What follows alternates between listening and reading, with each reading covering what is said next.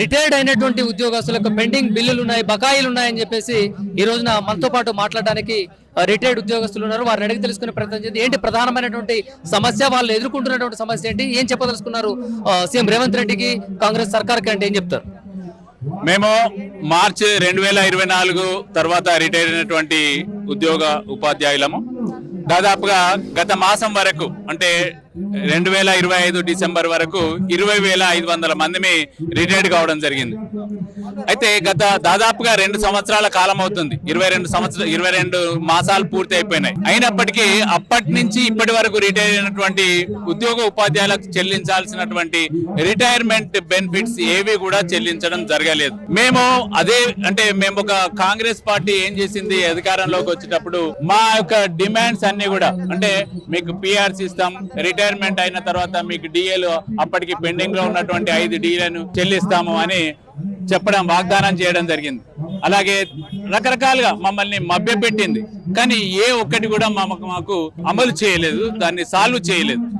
ఇప్పుడు 22 మాసాలు పూర్తయినప్పటికీ దాదాపు 50 మందికి పైగా చనిపోయారు. మరి ఆరోగ్యపరంగా మాకు ఈహెచ్ఎస్ ఉంటుంది, కానీ దాని ఫలితం లేదు. ఆ తర్వాత మాకు జీపే, మా డబ్బులు మా సొంతంగా మేము దాచుకునేటువంటి మా శాలరీలో డిడక్ట్ చేసుకునేటువంటి డబ్బులు ఇయర్లీ యాక్చువల్ గా మాకు ఎట్లా ఉంటుందంటే 6.2% మేము డిడక్ట్ చేసుకోవాలి మా బేసిక్ పేలో. కానీ మాకు రిటైర్మెంట్ అయిన తర్వాత పెద్ద మొత్తంలో వస్తాయి కదా, ఎక్కువ మొత్తంలో లంసమ్ ఉన్నట్టయితే అప్పుడు తర్వాత మేము ఇప్పుడు ఉంటే ఖర్చులు అవుతాయి అనే ఉద్దేశంతో గవర్నమెంట్ గవర్నమెంట్ అంటే మనకు అష్యూరెన్స్ ఉంటుంది. సో దానివల్ల మేము ఏం చేసాము, మేము 15,000, 20,000 ఆ రకంగా మేము డిడక్ట్ చేసుకొని సేవింగ్ లో పెట్టుకున్నాం. అలాగే జిఐఎస్ గ్రూప్ ఇన్సూరెన్స్ ఉంది. ఇలా మేము ప్రతిదీ కూడా గవర్నమెంట్, మనం ఎవరినైనా ఏం చేస్తాము, గవర్నమెంట్ నమ్ముతాం. గవర్నమెంట్ అంటే మనకు అష్యూరెన్స్. ప్రైవేట్ వాళ్ళకు ఏదైనా ఇచ్చుకుంటే వాడు మోసం చేస్తాడు. అలాంటి గవర్నమెంటే ఇప్పుడు మమ్మల్ని దగా చేస్తుంది, మోసం చేస్తుంది. ఎందుకంటే దాదాపు 52 మందికి పైగా, ఒక ఇద్దరైతే అసలు అబ్స్కాండ్ పారిపోయిన ఇంటి నుంచి. మన వరంగల్లో మట్టెవాడలో సిఐ బాలకృష్ణ సార్ వాళ్ళ బిడ్డకు పెళ్లి చేశాడు. బిడ్డకు పెళ్లి చేసేటప్పుడు నాకు రిటైర్మెంట్ అయిన తర్వాత అమౌంట్ వస్తుంది, నేను బిడ్డ కూతురికి కట్నంగా ఇచ్చుకుంటానని చెప్పుకున్నాడు జరిగింది. ఆయన అమౌంట్ రాలేదు. అక్కడ వాళ్ళ అమ్మాయి అత్తగారు ప్రెషరైజ్ చేస్తే ఆమె ఆ బాధతోటి ఈయన హార్ట్ అటాక్ తోటి ఈయన చనిపోవడం జరిగింది. ఇలాంటి విషాదకరమైనటువంటి సంఘటనలు. ఒకతను మన రేవంత్ రెడ్డి గారి కాన్స్టిట్యున్సీలో ఉండేటువంటి ఆయన, నాకు అసలు ఆరోగ్యం బాగలేదు, నాకు ఒక 50,000 ఇస్తే నేను ఒక స్టంట్ వేసుకుంటాను, నాకు ఇవ్వండి, నేను బతుకుతాను అని మొరబెట్టుకున్నాడు సోషల్ మీడియాలలో. కొడంగల్ అలా చేసుకున్నప్పటికీ కూడా ఆయనకు అమౌంట్ రాలేదు. ఆయన 2 రోజుల తర్వాత చనిపోయాడు. మరి ఇంత దారుణంగా గవర్నమెంట్ ఎందుకు ప్రవర్తిస్తుంది మా మీద ఎందుకు కక్ష కట్టుకుంటుంది? అలాగే డిఏలు ఇస్తారు. డిఏలు అంతకుముందు అంటే గత ప్రభుత్వంలో ఉన్నప్పుడు 5 డిఏలు పెండింగ్ ఉండే. మాకు మేనిఫెస్టోలో పెట్టినప్పుడు ఏకమొత్తం మీకు అన్ని క్లియర్ చేస్తామన్నాడు. ఇప్పటి వరకు ఈ గవర్నమెంట్ వచ్చిన తర్వాత ఓన్లీ 3 ఇచ్చాడు. ఆ 3 కూడా ఎలా అంటే మాకు ఒకటి వచ్చేది 17 ఇన్స్టాల్మెంట్స్లా మాకు ఇచ్చేటువంటిది, అలాగే ఇంకొకటి 28 ఇన్స్టాల్మెంట్స్లా. ఇప్పుడు మొన్న రీసెంట్గా ఇంకా అది మేము తీసుకోలే, అది 30 మాసాలు ఇన్స్టాల్మెంట్స్ చెల్లిస్తాను. దాదాపుగా తెలంగాణ రాష్ట్ర వ్యాప్తంగా ఎంత బకాయిలు ఉన్నాయండి? దాదాపుగా మాకు అంటే ఒక 10,000 కోట్ల వరకు మాకు చెల్లిస్తే దాదాపుగా చాలా మందికి ఇప్పటి వరకు ఒక దాదాపు 1,000-1,500 మందికి వివిధ రూపాల్లో వచ్చేసినాయి అమౌంట్. ఎలా వచ్చినాయంటే కొందరు కోర్టుకి వెళ్ళారు, కోర్టు నుంచి తెచ్చుకున్నారు. ఇంకో కొంతమంది కొంత పర్సెంటేజ్ ఇచ్చేసి అది కొంతమందికి వచ్చేసింది. సో ఈ రకంగా మాకు ఒక 10,000 కోట్ల పైన మాకు చెల్లించినట్టయితే, ఏకమొత్తంగా చెల్లించండి, అసలు ఈ సమస్యనే ఉండదు. మేము రోడ్డు ఎక్కాల్సినటువంటి అవసరం ఉండదు. మాకు విశ్రాంత ఉద్యోగులము, హాయిగా రెస్ట్ తీసుకోవాల్సినటువంటి ఉద్యోగులం.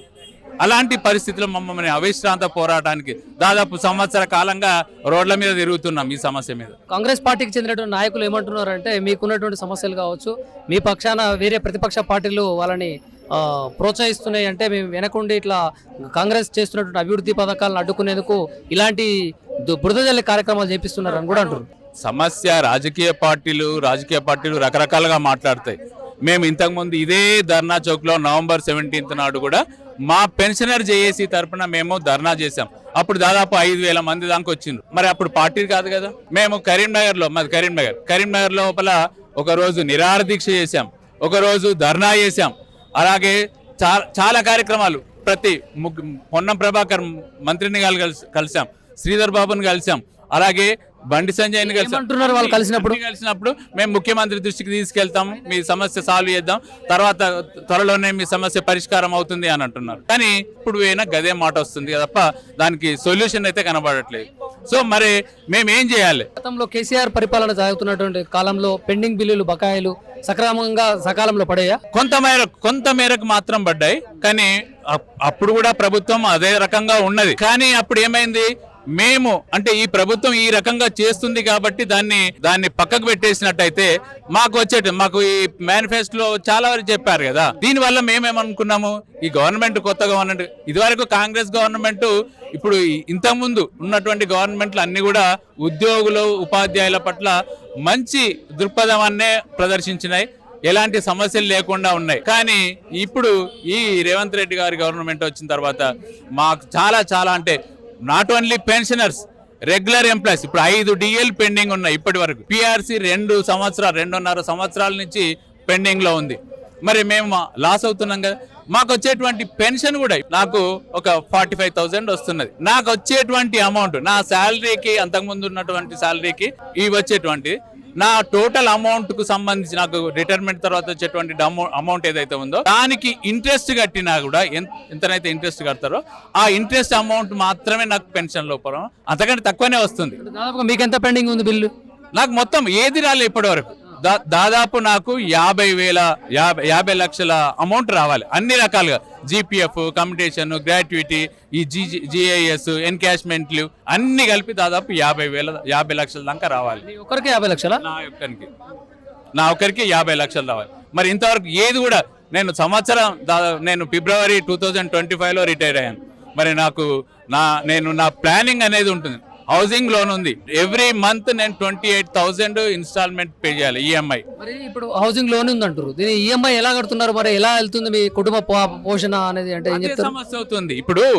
ఇప్పుడు అప్పులు తీసుకురావాల్సి వస్తుంది. అప్పులు తీసుకొచ్చి వాళ్ళకి నా అమౌంట్ వస్తుంది అంటే ఇప్పుడు అప్పు ఇచ్చే వాళ్ళు కూడా కరువు అయిపోతున్నారు. ఎందుకంటే నీ అమౌంట్ ఎప్పుడు వస్తుంది, నువ్వు ఎప్పుడు ఇస్తావు, ఈ రకంగా సమస్య. ఇప్పటికి అదే సమస్య మీద ఇప్పుడు చెప్పాను కదా, 52 మంది చనిపోవడం జరిగింది హెల్త్ ఇష్యూస్లలో, మనోవేదనతోటి.